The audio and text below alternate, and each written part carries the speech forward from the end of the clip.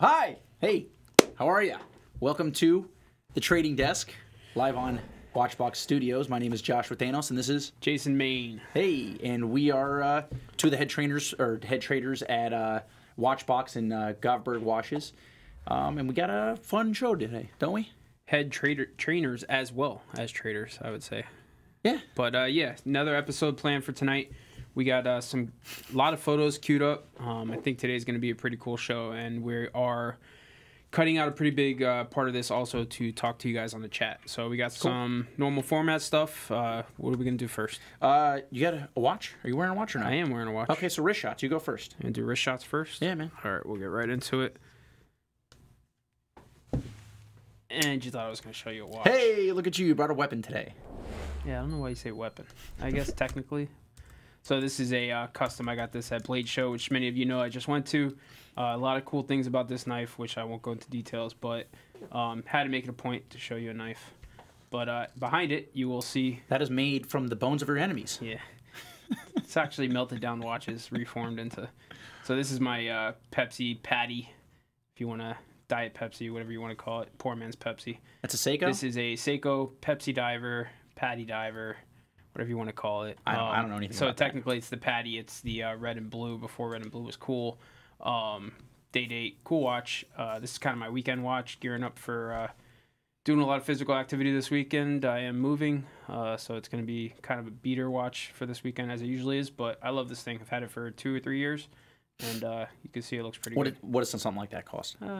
$350. Okay. $300. Cool. Yeah, good watch. Should I get one? Sure. All right. I will. Have you ever owned a Seiko? No, never. Huh, I there's know something nothing wrong about with Seiko. that. Yeah. Okay, so I'll get one. All right, and so today I was wearing my handy dandy PAM 002, and Tim was making some sort of video montage or something and asked me if he could use it. He wasn't finished with it by the time I left, so I told him I was taking his watch. So if you guys watch any of Tim's shows, can we get a close-up here? There we go. So you'll know that this is Tim's Omega Seamaster Pro Diver 300M, what, 2531.80.00. James Bond, this is the wave dial. I don't know if you guys can see the waves. Or zeros? Zeros. Huh. Look at the wave. And so this watch is awesome also because it's going to be reeditioned. And I think I'm actually going to buy one of these. I've talked about it a few times. And I should just pull the trigger. But yeah, so this is Tim's watch. It's a little tight on me. His wrist is a tad smaller than mine, but I'm still going to wear it and try not to scratch it too much. Everybody in the comment box knows exactly what size Tim's wrist is. That's right. To the centimeter. 16 something? centimeters, yeah. So Yeah, slightly smaller than yours. I don't really watch any Tim's videos. So I don't know. Who's Tim? So yeah, wrist shots. We see you guys in the comments. Cool. It looks like a lot of comments here, so we'll get to some of these throughout the show. Alrighty, so there's wrist shots. Next, let's jump right into this or that. Bam. There we go. Alrighty. So this week it was my turn to select first. Last week I think I beat you. I don't know. Did you? Was it Longines, right? So this week we're gonna make sure that at the end of the episode we pull up the poll. Yeah. Because we didn't do that last week. Yeah, but if you can go back and I'm see just last going to week's assume poll. that you lost, but... No, I won. But with the Longines, the Legend Diver is fantastic. So it is a good the watch. idea that we were thinking of something, hey, let's try to mix this up, make sure it's not getting stale. So I decided, because I had a customer who actually did something similar to this, he sold his company, said he wanted to buy an I Made It watch, right? So something like a special gift for him to commemorate something, like a big deal in his in his life that a situation where he made a lot of money too, right? So I wanted to kind of buy something like an FU type watch. Yeah. Hey, listen, this is what I got because I reached a big milestone, a goal. So I thought about it for a while, and I decided I think something, if I were in this situation, I would choose, wait, there we go, this watch right here, the Date 840 in platinum with the ice blue dial, but this is the diagonal dial, right? So it's got like a cutout. Yeah, that thing's beautiful. So this is the new. This came out about a year and a half ago or so. They relaunched, or maybe 2 years ago they relaunched. Went from the 41s to the 40s, so it's a little better proportions. President bracelet, full platinum. This is in-house movement as well from Rolex, and it's the 3255. Fully in-house caliber from Rolex, and this thing's absolutely fantastic. If anyone's tried this watch on, it's flashy to guys who are watch guys, right. But if you're not a watch guy, you don't know what that is, right? So that's what I decided. I picked that watch. That's a watch that has a lot of presence, but it's also somewhat subdued too. So it's, I guess you could have picked the gold, a rose gold or yellow gold variant if you really wanted to go flashy. Extra, right? Yeah. But this one with the price tag as well is going to be like the hey, I made it watch. This is probably something that if I were ever to be in that situation, this is what I'd buy. I can understand that. I mean, it's a cool piece. I don't think for me it's look, I made it. So Josh told me that he wanted to kind of do this subject. For me, I've had this watch on my mind for a little while. So this, I really love Journe's. As you guys know, I talk about him a lot. So this is actually probably one of my favorite complications from Journe. It's his 1300 movement. So it's obviously in-house, but it's the chronograph. And this movement has quite a few kind of cool little one-off things about it. Essentially making it thinner. It's a cam double date digit, as you see there. It's I think when you think about Journe, a lot of people are going to start to think about in the long run his chronographs. He's going to be known more for his chronograph movements. All his chronographs have been a success. I mean, I really like the Centigraph. It's one of my favorite Journes. Yeah. But I feel like this watch fit your subject a little bit better. Okay. It's a 40 millimeter platinum case. Mm-hmm. So it has that that presence on your wrist. It has that precious metal feel, so you feel like you're winning. You're winning when you're wearing it. Sure. Fantastic movement, great presence. I love Journe's like asymmetrical dials. Everything's always has a signature look to it. And for me, for a chronograph, for a watch, it's not really out there. It's pretty rare. And what's like the price point on a piece like that? Say like market price. I think market price on that piece is rough. This is a limited edition. Mm-hmm. That watch does exist in a non-limited edition, but this particular variation that I picked is out of 99 pieces. Sure. And I think I saw them go for around $67,000, so just under retail on your watch. So roughly $20,000 more than what the market price is for my date. Right. Close retail wise. So obviously your watch is amazing, right? Nobody can really compare those watches in terms of like say watchmaking. But one reason why I like this watch also is that you don't have to be a watch guy to own that Platinum President. Right. It's gonna run like every Rolex. You're not really gonna have to worry about it too much. Whereas the Journe, you're gonna have to probably be a little bit more careful with the watch. So like that's a watch that the Rolex's watch you can literally wear that every day if you wanted to. It's probably gonna get beat to hell, but you could if you wanted to. It'll probably run for years to come, whereas your Journe, you're probably going to have to be a little bit more careful with, too. So the thing with the 1300, the reason why I like it is it's actually, because it's such a stout movement, it's actually pretty robust for what it is. Mm-hmm. I would argue the opposite, in fact, that the Rolex almost looks like a stainless steel OP39. Sure. And a lot of people that aren't watch people would look at that watch and think it's like a cool $5,000 watch. Sure, sure. Whereas if we're talking about like the ultimate, I have some money on my wrist and FU watch, I feel like if I own both watches and I look down at my wrist, I feel more accomplished if I'm wearing the Journe as a watch guy. But if non-watch people who see either watches, they're going to see the Rolex and think that that's like a watch that symbolizes success, where the Journe looks like to most people like a Seiko or something. Yeah, so at the point or Citizen or something. So again, for argument's sake, I'm thinking of it as like eventually when I'm the guy who's calling somebody like me to buy a watch, I'm not the guy selling a watch anymore. I'm buying the Journe. Sure. So I got you. All right, fair enough. Yeah. So you guys decide, because we've already made our decisions. Do we have poll results right now ongoing? Let's see. Hey, look at that. There you go. You guys don't know what you're talking about. Hey, I mean, I think we got a lot of smart people watching the show today. Honestly, this is fantastic. No fake news today. This is fantastic. Let me vote again. Hold on. Oh, you're voting. Oh, I can only vote once. That's not fair. You voted for yourself? Oh, this is fixed. I'm not going to vote for you. This is fixed. Oh, God. All right. All righty. So if I end up winning and you voted for yourself, really that's bad. Yeah, then I'm going to go to jail because of my deleted email. So there you go. Cool. All right, so this or that, continue to vote during the show. We promise. Obviously, we don't stay on topic very well, guys. We're not very scripted, but we promise we're going to revisit the poll before the end of the show. And if we don't, then we'll just break the promise, I guess. All right. Next. So what are we doing next?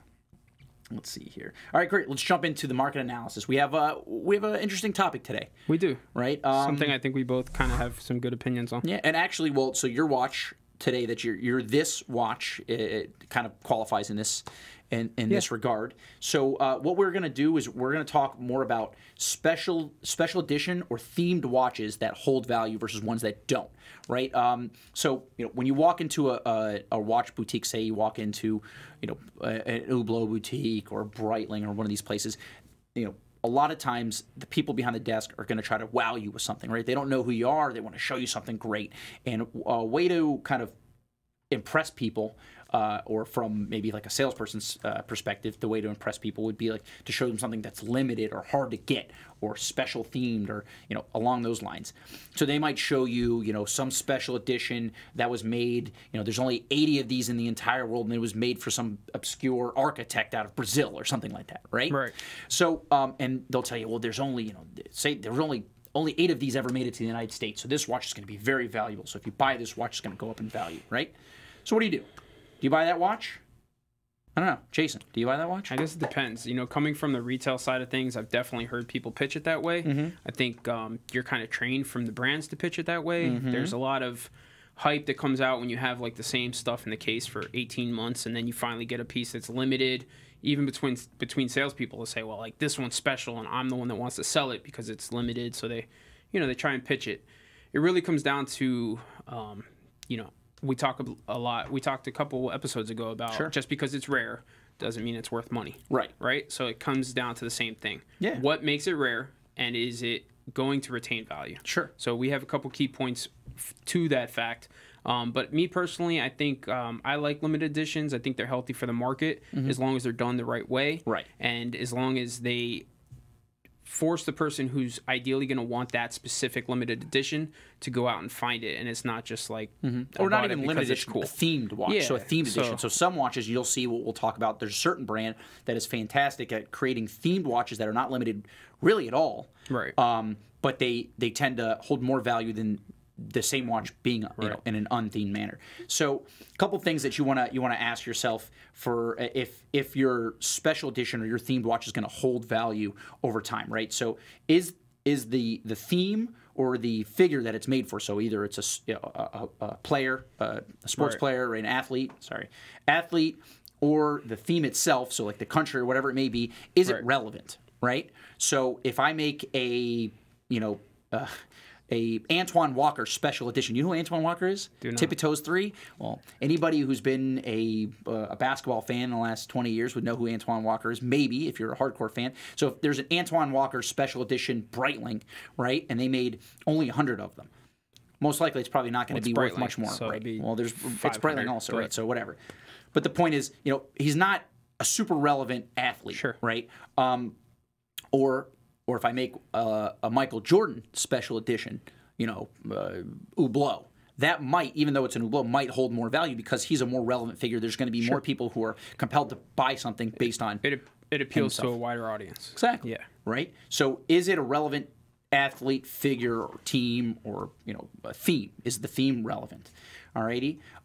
In terms of the styling itself, so is the watch itself, is it some crazy polarizing bright green color, or does it have some ugly styling to it? Well, that's probably going to be less relevant than if it's just they make a blue dial, whatever it may be, and that's the special edition, right? So how is the styling? Is styling on the watch, is it wide appealing, or is it polarizing? Because if it is polarizing, even though you might think it's cool, right, it most likely the watch is not going to hold much value because there's not going to be a lot of people who want to spend the money on that piece, and you're only going to be able to sell that watch to people who really care about that theme, right? So that's the second question you want to ask yourself.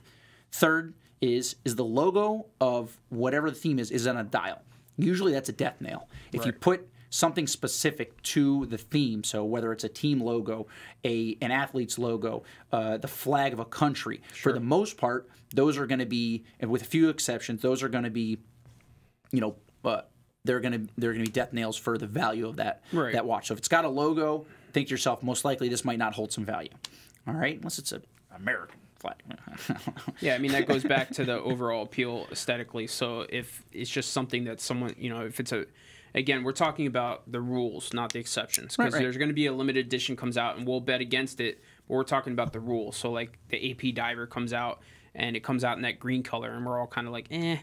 The green one happens to be the first one to sell out, and that's the one everybody wants, and now you can't get it, so the hype goes, you know. But anyways, we're talking about the rules. Right, yeah, because there's going to be exceptions to everything. Right, exactly. So the thing with it really comes down to appeal to market. You can lump in the logos on the dials to that as well. You know what you think is cool, and then it's just like buying you know, a car. If you're buying a convertible, it's black with black leather interior. It's going to be much easier to sell than something that's red with tan leather interior, right? Yeah, you're going to appeal to a wider audience. That's kind of how limited editions work.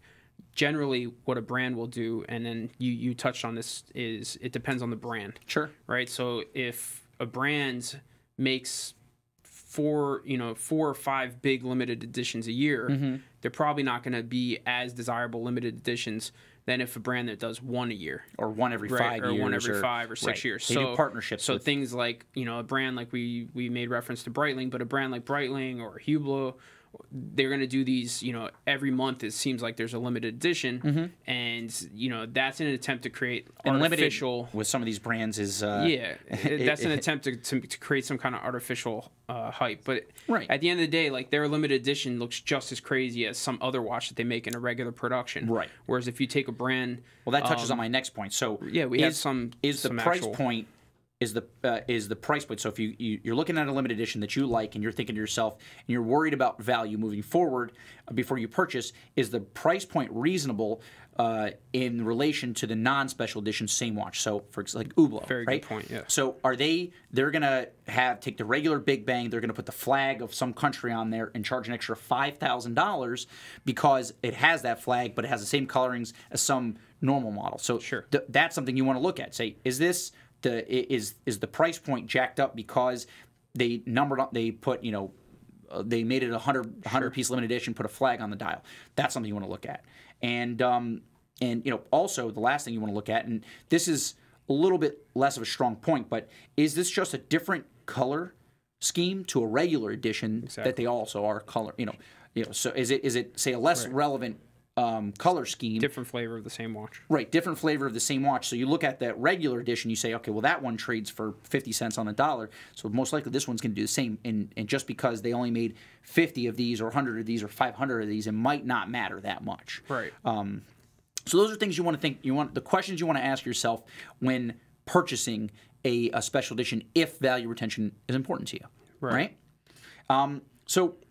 And then just so as a point, what we did was with this topic, what we didn't want to do is just kind of beat around the bush and make very generic statements. So we actually pulled some models, and we're going to go one by one. I believe we have photos for each watch, so we can give you guys some kind of idea of what we're talking about. Yeah, right? And there's actually, I'm seeing some in the chat box and that we haven't set up to mention. But for example, and that was one that we were. It's funny. I was in the office. I was like asking guys around, "Hey, help me out. Tell me a special edition that holds value." And it's funny because not many come to mind. We have some listed here, but somebody mentioned the Omega Seamaster Spectre, another one that holds a lot of value relative to its non-special edition version. In fact, I own the non-special edition 300M and 300 Diver, and that watch is a watch that I sold privately for I think $3,000, whereas the Spectre's selling for at retail or maybe above or just right around there, which is like $7,000. So that's another good one. But so here, let's start with what are some good special edition watches? Watches that you can spend some money there on, that they're limited special editions, but they tend to be holding value in the market over time. So the first one I like to always point towards is the Audemars Schumacher Ap Schumacher. There you go, in titanium. So this is a watch that's been around for a long time, and you know the market in this watch moves up and down with the market as an overall standpoint, but it tends to be holding a lot of value relative to its retail. I remember looking up the retail for this. I think it originally retailed for somewhere around 40 or so. And this is a watch that I think recently I looked up and is selling. Some of them are being listed for even more than that. So that is a good watch in titanium too, and that's another point. So usually if there's a special edition in a precious metal, they tend to take a little bit more hit than ones that aren't special editions. But that's pretty much true for all watches in general, right? And I think there are some watches that have some merit to a special edition because you may only get it in that certain case size. There's plenty of brands that will do like a one-off special edition in a 38 instead of a 40. So that's cool if the watch has always just kind of been too big for you.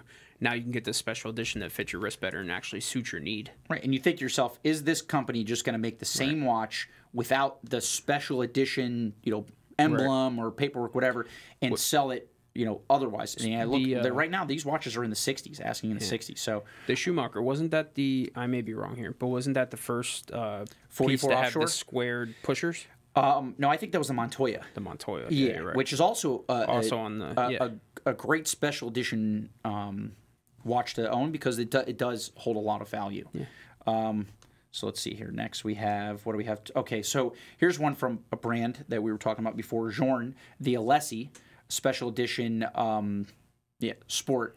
So this was done for Jean Alessi, who's a friend of Journe himself. This is also a watch that holds, certain good value. Yeah. Yeah. That's the friend dial, right? Yes. Yeah, exactly. Very cool watch. Yeah. They make this watch without the friend dial as well, but either way it holds some good value. But it doesn't seem to detract from the value having that emblem. The LeBron AP is another really, really good one. There we go. And personally, I like the watch. A lot of people, it's a polarizing piece because LeBron himself is polarizing, being a Miami Heat fan. Yeah, both of us. Yeah, that's right. Yeah, I would have liked to have seen that piece with like black subdials to really set that dial off, but nonetheless, I think I think it's a fantastic looking watch itself, and that's really what it is. And you don't have to wear that watch and let everybody know it's a LeBron watch, right? It was an edition that was made for him essentially. It was limited, and these are watches you can find pre-owned for $60,000 and $70,000, which and it's not an easy watch to get your hands on either. I think it retailed for in the 50s or so. What else do we have queued up next? Oh yeah, so here's one also, and this is what we were talking about before. Not every themed watch that holds value has to be limited. So, and Rolex is absolutely the kings at this, and that's the Cameron Deep Sea 44. There you go. So when this watch came out, it actually hurt the value of the all black dial.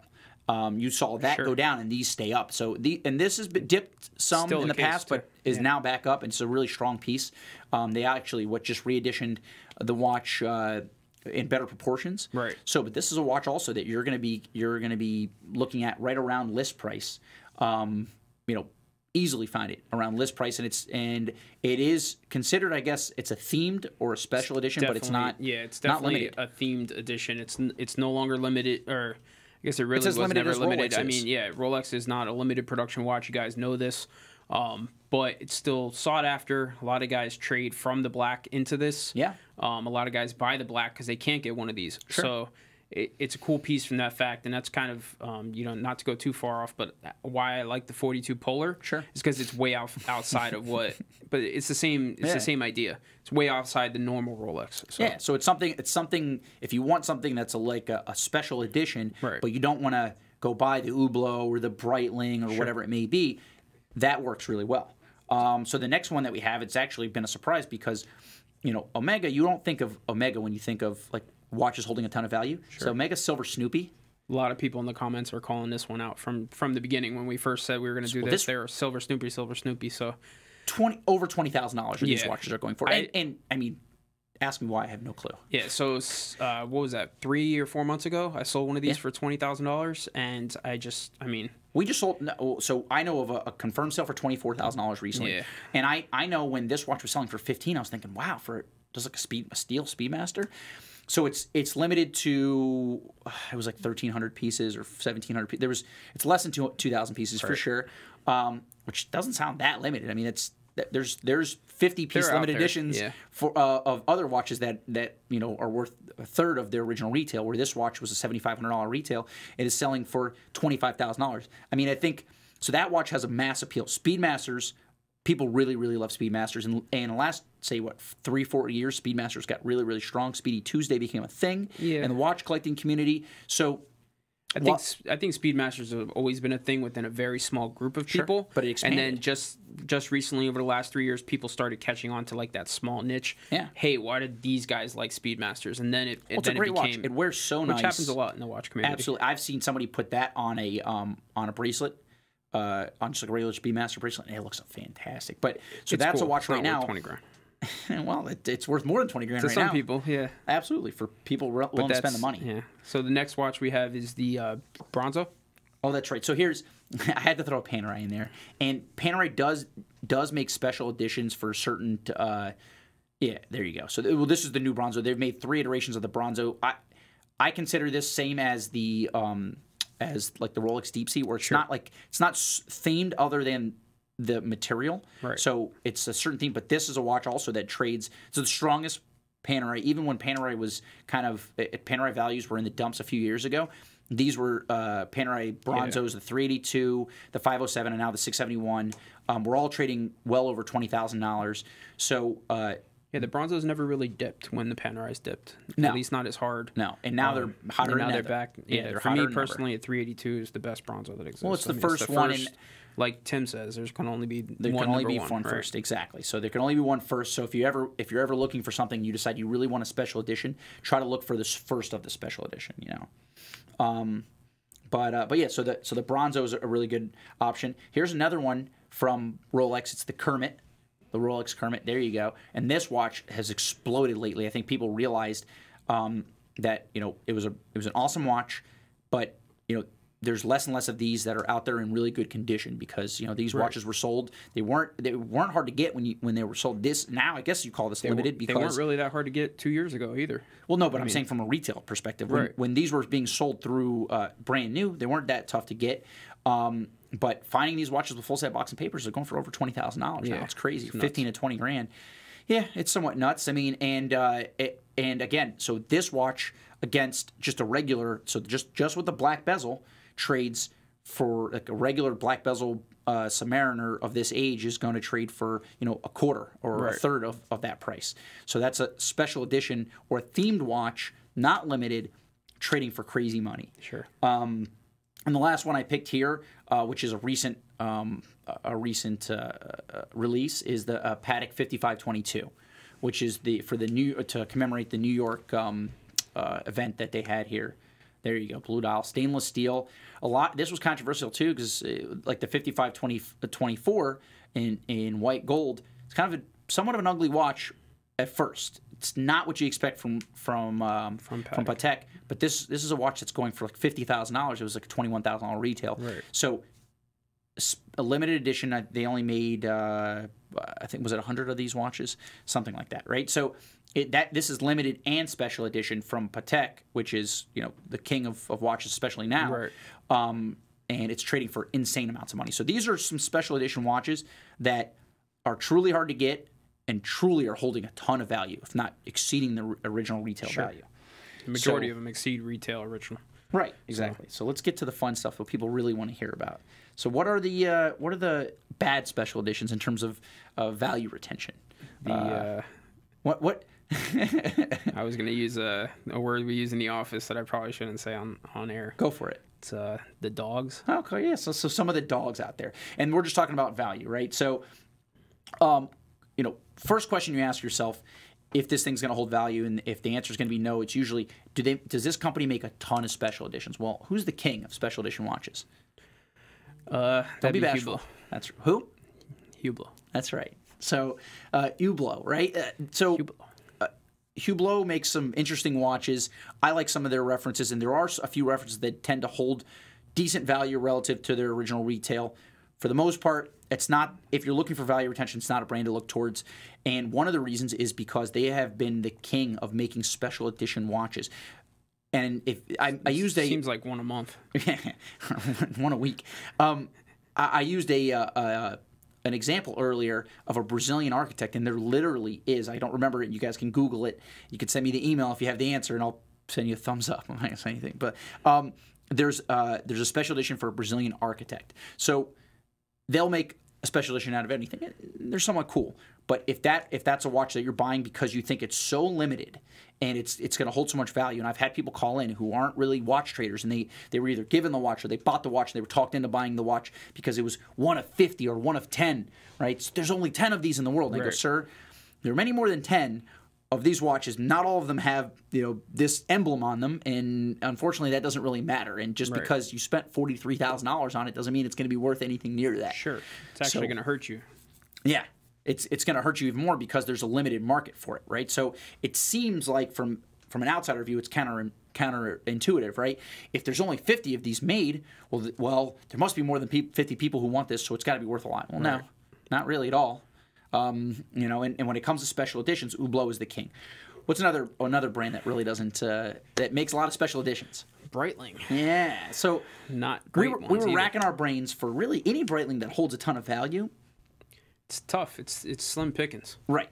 There aren't any. So, but besides that, special edition Breitlings, they tend to have a little bit higher price tag, which is unfortunate. And usually they're just so. There's a Chronomat 44, but this one has yellow on the dial, so it's a special edition. Or even worse, it's like yellow secondhand on the chronograph, or yellow pointers is on the tip of the, and it's a so limited less edition. Discount through retail or whatever it may be, and it's like, oh man, and while that is probably cool, and there probably are people looking for that, those people are not willing to spend more money, and that's what it comes down to, it, right? It's the buyers who didn't get a chance to buy it through the retailer. How much are they willing to pay in order to get a hold of that watch? I gotta shout one out from the comment box. Go.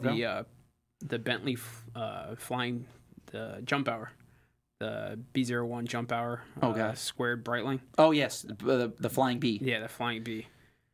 Yeah, that's a watch that at a retail level, I heard people say, no, we don't discount this watch at a Breitling boutique, and you mean $3,000 watch on a secondary? So I own a Breitling. I like Breitlings. I like certain Breitlings. I think that is, if you're going to look at relative value from a brand that sells watches that hold some sort of value at all, right? So it's not an Invicta.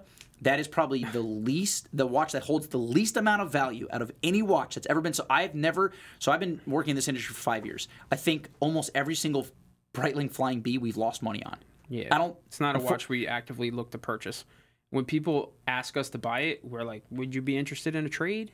Because it's a risky proposition as a dealer. Yeah, I'd rather not buy the watch. Yeah, they're hard to get rid of. I don't know. And why that is because of the limited market, like we talk about. It's just not a lot of appeal. Watch, yeah. It's not a very particular pretty watch. We were recently offered a full baguette diamond version of that watch that had like a $250,000 retail. Yeah.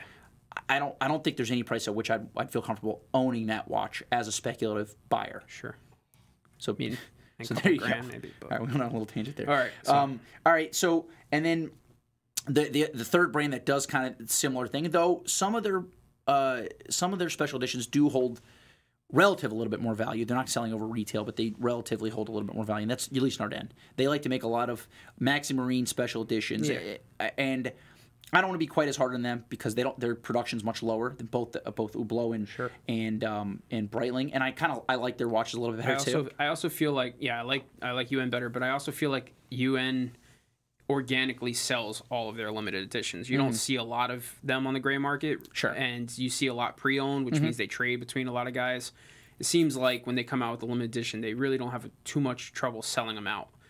Unfortunately, when you buy into like a Breitling limited edition and it's 1,000 pieces, but they only sell 200 of them, and then the other 800 come up on the gray market, which gray market's something we touched on. We won't get into this episode. It's just unfortunate because now you bought into something that you thought was very rare or limited edition, and then they're everywhere. Right. So it's funny actually. Now that you say that, I had a customer who had a special request for a new Maxi Marine Chrono in rose gold, but it was a special edition with red and blue on the dial. They make it non-special edition. He was not interested in it. He wanted that specific watch. It's been sold out. The retail can't get the watch. So even though I doubt that's a watch that pre-owned would sell over list, there is certain demand for that watch, and I can't get it new.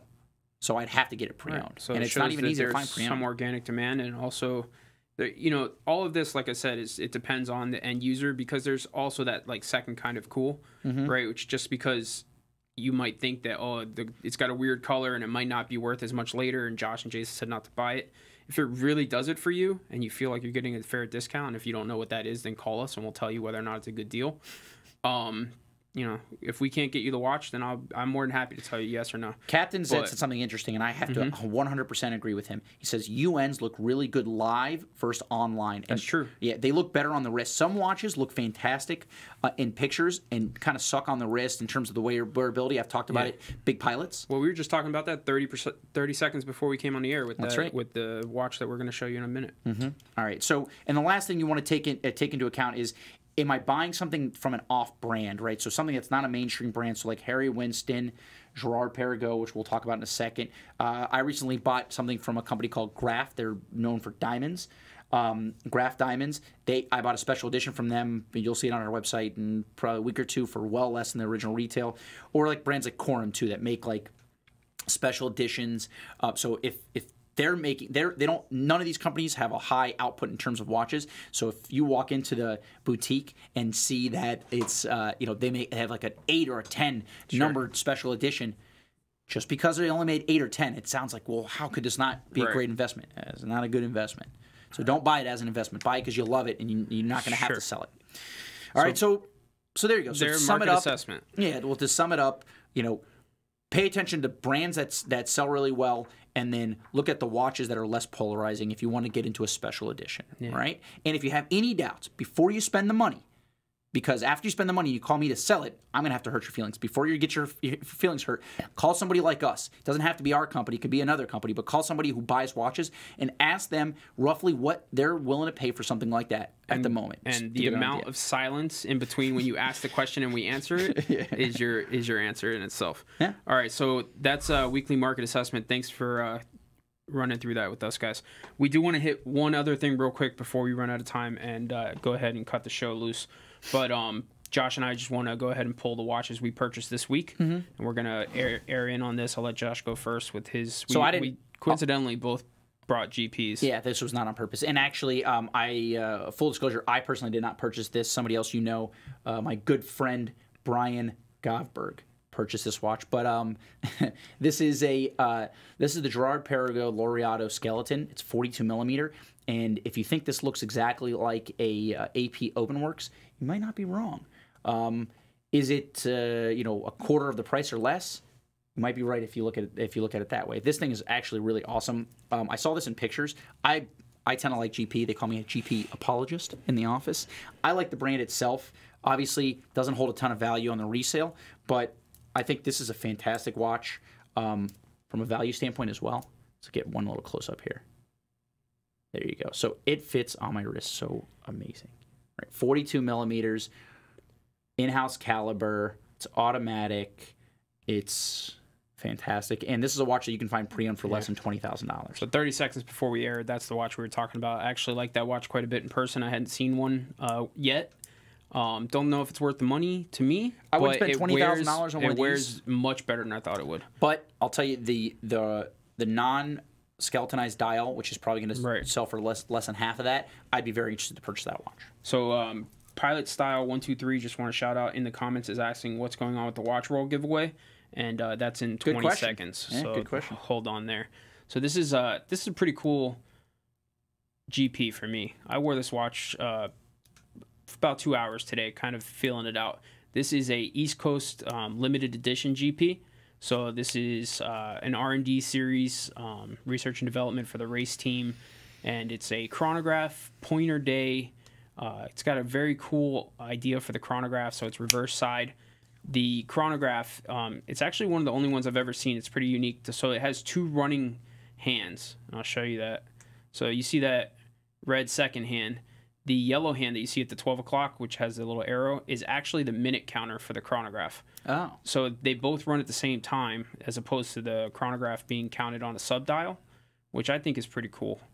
And then this is a limited edition, like I said, for East Coast. So it's got the custom. Yeah, they used to make East a lot Coast of East Coast special limited edition. watches. And believe it or not, this watch exists only in 20 pieces.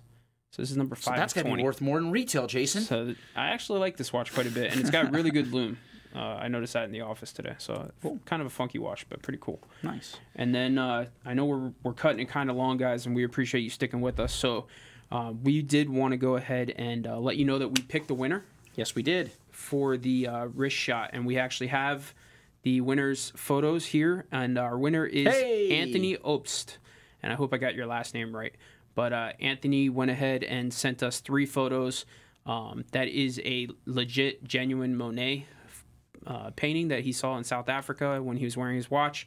And the reason why we picked this winner is that picture right there. So Anthony went out of his way to photograph the reflection of the Monet in the high polished case back, which kind of spoke to us. I thought it was a pretty cool kind of touch. So real quick, Anthony. Congratulations, Anthony. Yeah, congratulations. We're going to be shipping that out. And Anthony's in roll. Australia, so we're shipping that out. We're sending it to Australia? We are. Oh, well, you're paying for that. It's not alligator, so it's okay. Jeez. I just wanted to read real quick before we get off. Around the world. His email with the photos, Anthony, we spoke. So, hi, Josh and Jason. Big fan of you guys' show a while now. I love the knives, Jason, which was a nice comment. It's not why I chose you. Brownie points. My wrist shot was an impressionist exhibition in South Australia, trying to get the reflection. Also, by the way, big fan since Woo days. Yeah, there you go. So, there you go. I mean, shout out to Anthony. So many brownie points there. Yeah. Crammed it all in there. But we do want to say thanks a lot, guys, for all the submissions. We may have received, no exaggeration, 400 submissions. Probably. So it was quite a bit. So we're pulling up the poll right here. Oof, looks like pulled ahead a little bit. This is BS, dude. The guys in the studio, please go on and vote. So what do you call that when you voted for yourself? I vote for myself every week, Jason. Do you? Yes. Oh, of course I do. This is if not you getting don't, better. You don't know what you're doing. I didn't even know we could vote. Oh, this is a nightmare. All right. Well, whatever. All right. So, but keep voting. The polls never really close ever. So just vote for eternity. And Josh is going to go home and log into all his different usernames. Yeah, I'm hoping my wife just voted. If she didn't, I'm going to be very upset. He's waiting for his dog. Yeah. Oh, God. All right, guys. I think we're going to call that an episode. That's number 6. Mm-hmm. I hope you liked the assessment. I hope Anthony enjoys his watch roll, which is going to go to Australia. He'll probably get there in you'll pay for that, 14 days. So, all right. So, guys, go ahead and subscribe to our channel if you haven't already.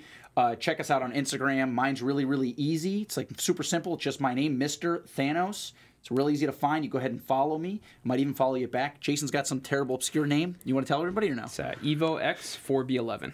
It's not terrible. Evox 4B11. Leave a comment. I'm planning on changing it. Leave a comment. Give me some cool recommendations. I did want to do one thing before we leave, and that's shout out the new Classroom segment that we're doing on. Right, Classroom. So the thing with the Classroom, I don't know if you guys caught Sequan's episode number 1. It was fantastic. Yeah. Both of us know Sequan really well, and I can tell you that stuff just comes off the top of his head. Yeah, he makes it up on the spot, so all that stuff is fake. I like the way it's shot. It's very educational. It's very fun. So if you guys see the Classroom segments, we're going to have a bunch of different guys doing their segments. John's also. Callahan's doing one. Mike Michaels, which is one I'm really excited for. Yeah. But I caught episode 1 yesterday, and it's amazing. I was very impressed. You can watch that over and over again. You get more tidbits every time. So, yeah, check out our Classroom. Subscribe to Watchbox Studios, Watchbox Reviews. Check us out on Instagram, on Facebook, MySpace, Friendster, everything. Smoke all right, Signal. guys? Yeah. Smoke Signals. All right, and guys. if you want to buy or sell any watches, give us a call. Anything nice, me. Anything crap, him. Bye.